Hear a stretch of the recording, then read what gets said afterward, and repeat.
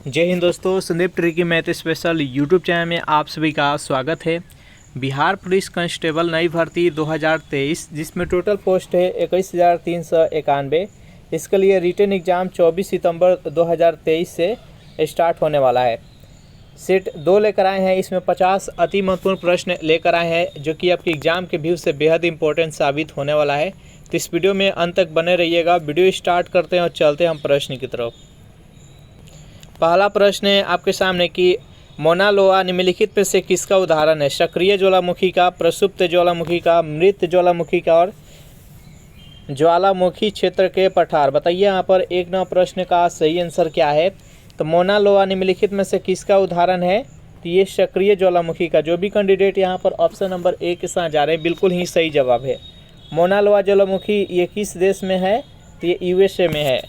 Next यहाँ पर second प्रश्न है आपके सामने कि भारत में जंगली गधे का प्राकृतिक निवास स्थान कहाँ है? गिर वन, सुंदरबन, कच्छ के रण और पूर्वी घाट। बताइए यहाँ पर सेकेंड प्रश्न का सही आंसर क्या है? तो जो भी कैंडिडेट यहाँ पर ऑप्शन नंबर सी के साथ जा रहे हैं, कच्छ के रण बता रहे हैं, बिल्कुल ही सही जवाब है।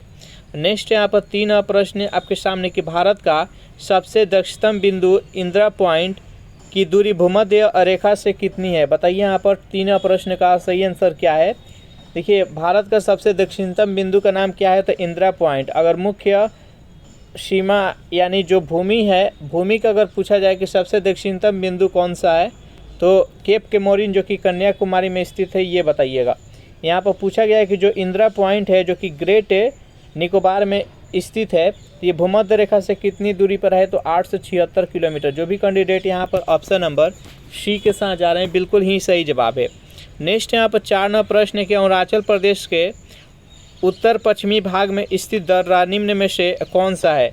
चारों ऑप्शन देख लीजिए और बताइए यहाँ पर 4 प्रश्न का सही आंसर क्या है?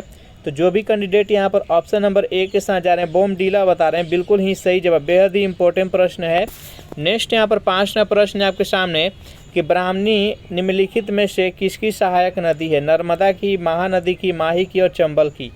बताइए यहाँ पर 5 प्रश्न का सही आंसर क्या है? ब्राह्मणी निम्नलिखित में से किसकी सहायक नदी है? तो ये महानदी का है। जो भी कैंडिडेट यहाँ पर ऑप्शन नंबर बी के साथ जा रहे हैं बिल्कुल ही सही जवाब है।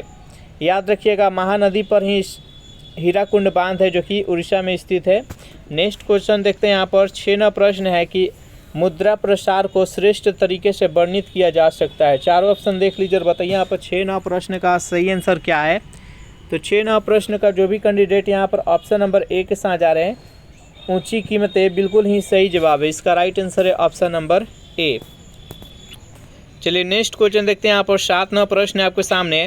भारत में मुद्रा को जारी करने और उसके विनिमय पर लागू होने वाली पद्धति को निम्नलिखित में से क्या कहा जाता है? चारों ऑप्शन देख लीजिए और बताइए यहाँ पर 7 प्रश्न का सही आंसर क्या है? तो 7 प्रश्न का जो भी कैंडिडेट यहाँ पर ऑप्शन नंबर बी के साथ जा रहे हैं, न्यूनतम रिजर्व अनुपात, बिल्कुल ही सही जवाब है। आपके एग्जाम में अर्थशास्त्र से लगभग 5 से 6 प्रश्न रहने वाला है, तो इसको ध्यान में दीजिएगा।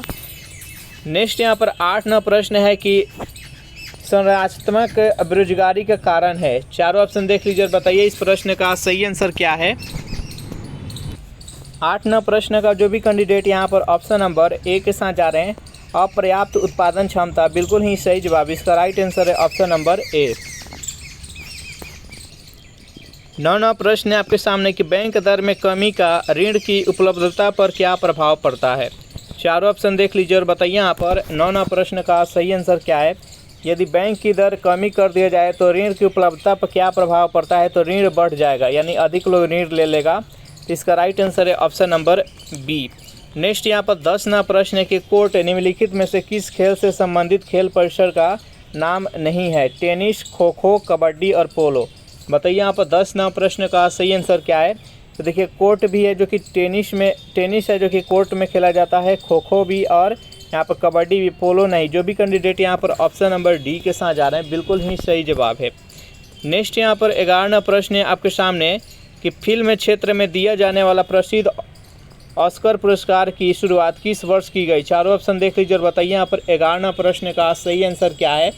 तो जो भी कैंडिडेट यहाँ पर ऑप्शन नंबर सी के साथ जा रहे हैं 1929 बता रहे हैं, बिल्कुल ही सही जवाब है। अगर इस सेशन का आपको PDF चाहिए तो उसके लिए टेलीग्राम ग्रुप बना दिए, जिसका लिंक इसी वीडियो के नीचे डिस्क्रिप्शन में मिल जाएगा, वहाँ से ज्वाइन करके इसका PDF डाउनलोड कर सकते हैं। नेक्स्ट यहाँ पर 12वां प्रश्न है आपके सामने कि बिस्मिल्लाह खां का संबंध किस वाद्य यंत्र से था। चारों ऑप्शन देख लीजिए और बताइए यहाँ पर 12वां प्रश्न का सही आंसर क्या है। बिस्मिल्लाह खां का संबंध किस वाद्य यंत्र से था, तो शहनाई से। जो भी कैंडिडेट यहाँ पर ऑप्शन नंबर डी के साथ जा रहे हैं बिल्कुल ही सही जवाब है। नेक्स्ट यहाँ पर 13वां प्रश्न है आपके सामने कि भारतीय थल सेना के पूर्वी कमांड का मुख्यालय कहाँ स्थित है। लखनऊ में, शिलांग में, कोलकाता में और भुवनेश्वर में। बताइए यहाँ पर 13वां प्रश्न का सही आंसर क्या है। भारतीय थल सेना के पूर्वी कमांड का मुख्यालय कहाँ स्थित है, तो कोलकाता में। जो भी कैंडिडेट यहाँ पर ऑप्शन नंबर सी के साथ जा रहे हैं बिल्कुल ही सही जवाब है। चलिए नेक्स्ट यहाँ पर 14वां प्रश्न है कि विश्व आदिवासी दिवस प्रतिवर्ष किस तिथि को मनाया जाता है। 1 अगस्त को, 9 अगस्त को, 12 अक्टूबर को और 23 अक्टूबर को। बताइए यहाँ पर 14वां प्रश्न का सही आंसर क्या है। तो विश्व आदिवासी दिवस प्रतिवर्ष किस तिथि को मनाया जाता है, तो 9 अगस्त को। जो भी कैंडिडेट यहाँ पर ऑप्शन नंबर बी के साथ जा रहे हैं बिल्कुल ही सही जवाब है। नेक्स्ट यहाँ पर 15वां प्रश्न है कि वर्ष से 1997 में विश्व पर्यावरण सम्मेलन का आयोजन कहाँ किया गया था। चारों ऑप्शन देख लीजिए और बताइए यहाँ पर इस प्रश्न का सही आंसर क्या है। तो वर्ष 1997 में विश्व पर्यावरण सम्मेलन का आयोजन क्योटो में किया गया था। जो भी कैंडिडेट यहाँ पर ऑप्शन नंबर डी के साथ जा रहे हैं बिल्कुल ही सही जवाब है। चलिए नेक्स्ट यहाँ पर 16वां प्रश्न है कि राष्ट्रीय वन नीति 1952 के अनुसार कौन सा वन का संवर्ग नहीं है। राष्ट्रीय उद्यान, संरक्षित वन, राष्ट्रीय वन और उपयुक्त सभी। बताइए यहाँ पर 16वां प्रश्न का सही आंसर क्या है। तो राष्ट्रीय उद्यान नहीं है, इसमें जीव जंतु रहते हैं। संरक्षित वन है जिसमें वन है, और राष्ट्रीय वन इसमें भी वन है। तो यहाँ पर वन संवर्ग की बात की जा रही है, तो इसका राइट आंसर है ऑप्शन नंबर ए। नेक्स्ट यहाँ पर 17वां प्रश्न है आपके सामने, निम्नलिखित में से कौन सी सुमिलित नहीं है। एक तरफ राष्ट्रीय उद्यान दिया गया है तो दूसरी तरफ राज्य दिया गया है। तो देखिए बांदीपुर है जो कि कर्नाटक में है, ये भी सही है। राजा जी उत्तराखंड में, ये भी सही है। सिमलीपाल है जो कि उड़ीसा में है, ये भी सही है। राजा जी उत्तराखंड और सिमलीपाल उड़ीसा। और यहाँ पर पीन वैली दिया गया है सिक्किम, जो कि गलत है। पीन वैली है जो कि हिमाचल प्रदेश में है, तो इसका राइट आंसर है ऑप्शन नंबर डी। नेक्स्ट यहाँ पर 18वां प्रश्न है कि निम्न में से कौन सा जैव निम्नकरणीय है। रबर, प्लास्टिक, पॉलीथीन और सभी। बताइए यहाँ पर 18वां प्रश्न का सही आंसर क्या है। तो 18वां प्रश्न का जो भी कैंडिडेट यहाँ पर ऑप्शन नंबर ए के साथ जा रहे हैं रबर बता रहे हैं बिल्कुल ही सही जवाब है। नेक्स्ट यहाँ पर 19वां प्रश्न है आपके सामने कि किस वेद के ऋचाओं को पढ़ने वाले ऋषि को होत्री कहा जाता है। चारों ऑप्शन देख लीजिए और बताइए यहाँ पर 19वां प्रश्न का सही आंसर क्या है। तो ऋग्वेद। जो भी कैंडिडेट यहाँ पर ऑप्शन नंबर डी के साथ जा रहे हैं बिल्कुल ही सही जवाब है। नेक्स्ट यहाँ पर 20वां प्रश्न है, निम्नलिखित में से कौन वेदांग नहीं है। शिक्षा, कल्प, ज्ञान और निरुक्त। बताइए यहाँ पर 20वां प्रश्न का सही आंसर क्या है। तो यहाँ पर वेदांग की बात की जा रही है, तो वेदांग ज्ञान नहीं है। जो भी कैंडिडेट यहाँ पर ऑप्शन नंबर सी के साथ जा रहे हैं बिल्कुल ही सही जवाब है। सेशन आप लोग को अच्छा लग रहा है तो वीडियो को लाइक कर दीजिए, अपने दोस्तों के पास शेयर कर दीजिए। और जो भी कैंडिडेट अभी तक इस चैनल को सब्सक्राइब नहीं किए होंगे तो चैनल को फटाफट सब्सक्राइब कर लीजिए। नेक्स्ट यहाँ पर 21वां प्रश्न है कि निम्नलिखित दर्शन तथा उसके प्रवर्तक में कौन सुमिलित नहीं है। देखिए न्याय है जो कि गौतम, बिल्कुल सही है। सांख्य दर्शन है जो कि कपिल। और यहाँ पर वैशेषिक है उल्लुक, ये भी सही है। यहाँ पर उत्तरी मीमांसा दिया गया जैमिनी, जो कि गलत है। पूर्व मीमांसा है जो कि जैमिनी द्वारा परिवर्तन की गई है, तो इसका राइट आंसर है ऑप्शन नंबर सी। नेक्स्ट यहाँ पर 22वां प्रश्न है कि निम्नलिखित में से कौन सा मुगल शासकों का गलत अनुक्रम है। बताइए यहाँ पर 22वां प्रश्न का सही आंसर क्या है। तो देखिए यहाँ पर देखिए अकबर के बाद यहाँ पर शाहजहाँ के बाद जहांगीर दिया गया, जो कि गलत है। तो इसका राइट आंसर है ऑप्शन नंबर ए। यहाँ पर अकबर के बाद जहांगीर के बाद शाहजहाँ, ये भी सही है। बाबर, हुमायूं, अकबर, ये भी सही है। जहांगीर, शाहजहाँ, औरंगजेब, ये भी सही है। तो इस प्रश्न का राइट आंसर हो जाएगा ऑप्शन नंबर ए। नेक्स्ट यहाँ पर 23वां प्रश्न है कि निम्नलिखित में से किसे बंगाल में मुस्लिम पुनर्जागरण के जनक के रूप में जाना जाता है। बताइए यहाँ पर 23वां प्रश्न का सही आंसर क्या है। तो 23वां प्रश्न का जो भी कैंडिडेट यहाँ पर ऑप्शन नंबर बी के साथ जा रहे हैं नवाब अब्दुल लतीफ़ खान, बिल्कुल ही सही जवाब। इसका राइट आंसर है ऑप्शन नंबर बी।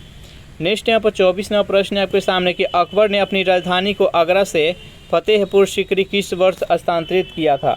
चारों ऑप्शन देख लीजिए, बताइए यहाँ पर इस प्रश्न का सही आंसर क्या है। तो जो भी कैंडिडेट यहाँ पर ऑप्शन नंबर सी के साथ जा रहे हैं बिल्कुल ही सही जवाब है। नेक्स्ट यहाँ पर 25वां प्रश्न है आपके सामने कि अकबर ने अपनी राजधानी को आगरा से फतेहपुर सीकरी किस वर्ष स्थानांतरित किया था। चारों ऑप्शन देख लीजिए, बताइए यहाँ पर इस प्रश्न का सही आंसर क्या है। तो जो भी कैंडिडेट यहाँ पर ऑप्शन नंबर सी के साथ जा रहे हैं 1571 ईस्वी बिल्कुल ही सही जवाब है। नेक्स्ट यहाँ पर 25वां प्रश्न है आपके सामने कि झलकी की संधि निम्न में से किसके मध्य हुई थी। चारों ऑप्शन देख लीजिए और बताइए यहाँ पर 25वां प्रश्न का सही आंसर क्या है। तो यहाँ पर झलकी की जो संधि हुई थी निजाम एवं बालाजी बाजीराव के मध्य हुई थी। जो भी कैंडिडेट यहाँ पर ऑप्शन नंबर ए के साथ जा रहे हैं बिल्कुल ही सही जवाब है। चलिए नेक्स्ट यहाँ पर 26वां प्रश्न है चार्ल्स मेटकॉफ तथा रणजीत सिंह के मध्य अमृतसर की संधि किस वर्ष हुई थी। जल्दी से बताइए यहाँ पर 26वां प्रश्न का सही आंसर क्या है। तो जो भी कैंडिडेट यहाँ पर ऑप्शन नंबर बी के साथ जा रहे हैं 1809 ईस्वी बिल्कुल ही सही जवाब है। नेक्स्ट यहाँ पर 27वां प्रश्न है आपके सामने 1857 की क्रांति को किसने पूर्णतया सिपाही विद्रोह कहा था। चारों ऑप्शन देख लीजिए और बताइए यहाँ पर 27वां प्रश्न का सही आंसर क्या है। तो 1857 की क्रांति को किसने पूर्णतया सिपाही विद्रोह कहा था। तो जो भी कैंडिडेट यहाँ पर ऑप्शन नंबर सी के साथ लॉरेंस और सीले बिल्कुल ही सही जवाब। इसका राइट आंसर है ऑप्शन नंबर सी। 1857 के क्रांति के समय कौन गवर्नर जनरल था, कौन वायसराय था, तो लॉर्ड कैनिंग था, याद रखिएगा। नेक्स्ट यहाँ पर 28वां प्रश्न है आपके सामने फरायजी आंदोलन का नेतृत्व किसने किया था। चारों ऑप्शन देख लीजिए और बताइए यहाँ पर 28वां प्रश्न का सही आंसर क्या है। तो जो भी कैंडिडेट यहाँ पर ऑप्शन नंबर बी के साथ जा रहे हैं सरियातुल्ला मियाँ बिल्कुल ही सही जवाब। इसका राइट आंसर है ऑप्शन नंबर बी। नेक्स्ट यहाँ पर 29वां प्रश्न है आपके सामने राष्ट्रपति पद के उम्मीदवार के लिए निर्वाचन मंडल में कितने सदस्य क्रमशः प्रस्तावक और अनुमोदक होते हैं। चारों ऑप्शन देख लीजिए बताइए यहाँ पर 29वां प्रश्न का सही आंसर क्या है। तो 50 सदस्य जो कि प्रस्तावक होते हैं और 50 अनुमोदक। तो इसका राइट आंसर है ऑप्शन नंबर डी। नेक्स्ट यहाँ पर 30वां प्रश्न है कि परिसीमन आयोग 2002 के अनुसार अनुसूचित जातियों के लिए लोकसभा में आरक्षित सीटों की संख्या कितनी है। चारों ऑप्शन देखिए और बताइए यहाँ पर 30वां प्रश्न का सही आंसर क्या है। तो अनुसूचित जातियों के लिए लोकसभा में आरक्षित सीटों की संख्या 84 है। जो भी कैंडिडेट यहाँ पर ऑप्शन नंबर सी के साथ जा रहे हैं बिल्कुल ही सही जवाब है। 31वां प्रश्न है कि प्राक्कलन समिति के सदस्य की कार्य अवधि होती है। बताइए यहाँ पर 31वां प्रश्न का सही आंसर क्या है। तो प्राक्कलन समिति के सदस्यों की कार्य अवधि होती है मई से अप्रैल के बीच। जो भी कैंडिडेट यहाँ पर ऑप्शन नंबर बी के साथ जा रहे हैं बिल्कुल ही सही जवाब है। सेशन आप लोग को अच्छा लग रहा है तो जल्दी से वीडियो को लाइक और शेयर कर दीजिए। जवाहरलाल नेहरू ने संविधान सभा के समक्ष उद्देश्य प्रस्ताव को कब प्रस्तुत किया था। जल्दी से बताइए इस प्रश्न का सही आंसर क्या है। तो जो भी कैंडिडेट यहाँ पर ऑप्शन नंबर सी के साथ जा रहे हैं 13 दिसंबर 1946 बिल्कुल ही सही जवाब है। संविधान सभा का पहला बैठक कब हुआ था। तो 9 दिसंबर 1946 को। और इसका सब अस्थायी अध्यक्ष कौन बने थे। तो सच्चिदानंद सिन्हा बने थे। नेक्स्ट यहाँ पर 2 दिन बाद 11 दिसंबर 1946 ईस्वी को डॉक्टर राजेंद्र प्रसाद ने इसका बैठक की अध्यक्षता की थी। नेक्स्ट क्वेश्चन देखते हैं। विधि निर्माण की प्रक्रिया भारतीय संविधान में किस देश के संविधान से लिया गया है। अमेरिका, फ्रांस, जापान और ब्रिटेन। बताइए यहाँ पर 33वां प्रश्न का सही आंसर क्या है। तो विधि निर्माण की प्रक्रिया किस देश के संविधान से लिया गया है। तो ब्रिटेन की। जो भी कैंडिडेट यहाँ पर ऑप्शन नंबर डी के साथ जा रहे हैं बिल्कुल ही सही जवाब है। किस बाद में सर्वोच्च न्यायालय ने प्रस्तावना को संविधान का अंग नहीं माना था। बताइए यहाँ पर 34वां प्रश्न का सही आंसर क्या है। तो 34वां प्रश्न का जो भी कैंडिडेट ऑप्शन नंबर बी के साथ जा रहे हैं बेरुबाड़ी बाद बिल्कुल ही सही जवाब। इसका राइट आंसर है ऑप्शन नंबर बी। 35वां प्रश्न है कि अल्पसंख्यक वर्गों के हितों का संरक्षण संविधान के किस अनुच्छेद में वर्णित है। बताइए यहाँ पर 35वां प्रश्न का सही आंसर क्या है। तो अनुच्छेद 29 में। जो भी कैंडिडेट ऑप्शन नंबर बी के साथ जा रहे हैं बिल्कुल ही सही जवाब है। चलिए नेक्स्ट यहाँ पर 36वां प्रश्न है कि निम्नलिखित में से कौन सा मूल अधिकार विदेशी नागरिकों को प्राप्त नहीं है। बताइए यहाँ पर 36वां प्रश्न का सही आंसर क्या है। तो शोषण के विरुद्ध अधिकार ये भी प्राप्त है। प्राण और दैहिक स्वतंत्रता का अधिकार ये भी प्राप्त है। विधि के समक्ष समानता ये भी प्राप्त है। लेकिन अभिव्यक्ति की स्वतंत्रता का अधिकार नहीं है। जो भी कैंडिडेट यहाँ पर ऑप्शन नंबर डी के साथ जा रहे हैं बिल्कुल ही सही जवाब है। नेक्स्ट यहाँ पर 37वां प्रश्न है केंद्र तथा राज्यों के मध्य वित्त का विभाजन निम्न में से किसकी संतुष्टियों के आधार पर किया जाता है। नीति आयोग, वित्त आयोग, राष्ट्रीय विकास परिषद, उपयुक्त में से कोई नहीं। बताइए यहाँ पर 37वां प्रश्न का सही आंसर क्या है। तो वित्त आयोग। जो भी कैंडिडेट ऑप्शन नंबर बी के साथ जा रहे हैं बिल्कुल ही सही जवाब है। नेक्स्ट यहाँ पर 38वां प्रश्न है निम्नलिखित में से कौन सा पदार्थ प्रकाश संश्लेषण के दौरान अपचयित होता है? जल, ग्लूकोज, ऑक्सीजन और कार्बन डाइऑक्साइड। बताइए यहाँ पर 38वां प्रश्न का सही आंसर क्या है? तो निम्नलिखित में से कौन सा पदार्थ प्रकाश संश्लेषण के दौरान अपचयित होता है? तो कार्बन डाइऑक्साइड। जो भी कैंडिडेट यहाँ पर ऑप्शन नंबर डी के साथ जा रहे हैं बिल्कुल ही सही जवाब है। नेक्स्ट यहाँ पर 39वां प्रश्न है कि सार्वजनिक मूत्रालय से गंध किस गैस के प्रभाव के कारण आता है? क्लोरीन, कार्बन मोनोऑक्साइड, अमोनिया और ए और सी दोनों। बताइए यहाँ पर 39वां प्रश्न का सही आंसर क्या है? तो अमोनिया के कारण। जो भी कैंडिडेट यहाँ पर ऑप्शन नंबर सी के साथ जा रहे हैं बिल्कुल ही सही जवाब है।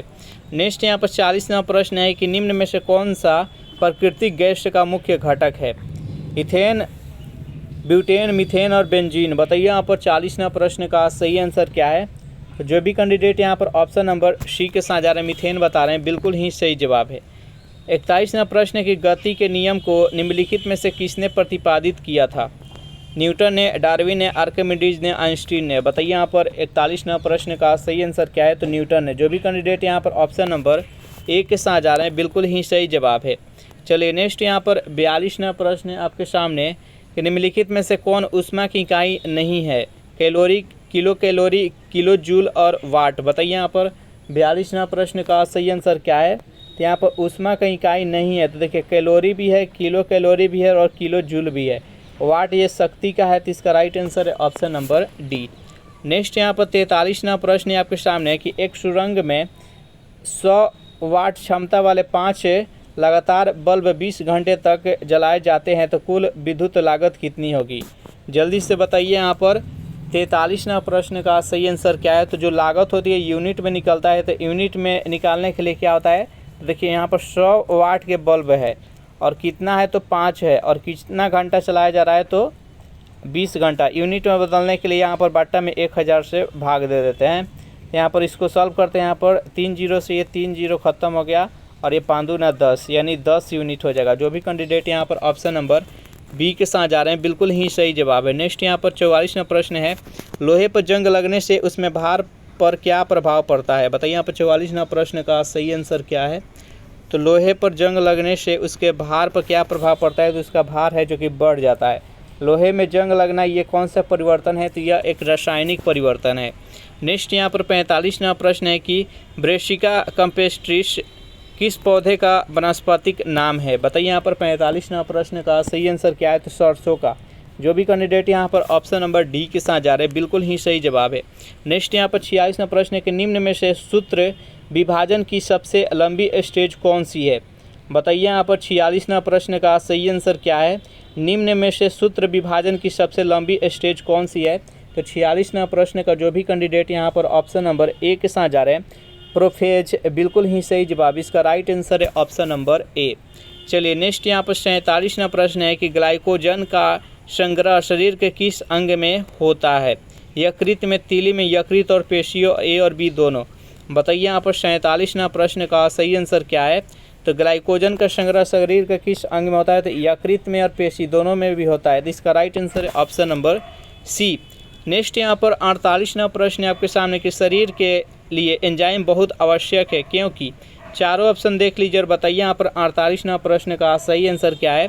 शरीर के लिए एंजाइम बहुत आवश्यक क्यों है? तो जो भी कैंडिडेट यहाँ पर ऑप्शन नंबर सी के साथ जा रहे हैं जीव रासायनिक क्रियाओं के उत्प्रेरक है। इसका राइट आंसर है ऑप्शन नंबर सी। नेक्स्ट यहाँ पर 49वां प्रश्न है कि कार्बोहाइड्रेट पाचन के अंतिम उत्पाद क्या होता है? बताइए यहाँ पर 49वां प्रश्न का सही आंसर क्या है? कार्बोहाइड्रेट पाचन के अंतिम उत्पाद क्या होता है? तो मोनोसेक्राइड्स होता है। जो भी कैंडिडेट यहाँ पर ऑप्शन नंबर सी के साथ जा रहे हैं बिल्कुल ही सही जवाब है। 50वां प्रश्न है आपके सामने कि यूरिया का निर्माण शरीर का किस अंग में होता है? बताइए यहाँ पर 50वां प्रश्न का सही आंसर क्या है? यूरिया का निर्माण शरीर के किस अंग में होता है? तो यकृत में होता है। जो भी कैंडिडेट यहाँ पर ऑप्शन नंबर बी के साथ जा रहे हैं बिल्कुल ही सही जवाब है। इस प्रकार से सेशन यहीं पर समाप्त हो रहा है। सेशन आप लोग को कैसा लगा जरूर कमेंट करके बताइएगा। सेशन आप लोग को अच्छा लगा हो तो वीडियो को लाइक कर दीजिए, अपने दोस्तों के पास शेयर कर दीजिए। जो भी कैंडिडेट अभी तक इस चैनल को सब्सक्राइब नहीं किए होंगे तो चैनल को फटाफट सब्सक्राइब कर लीजिए। Thanks for watching this video. मिलते हैं नेक्स्ट वीडियो में।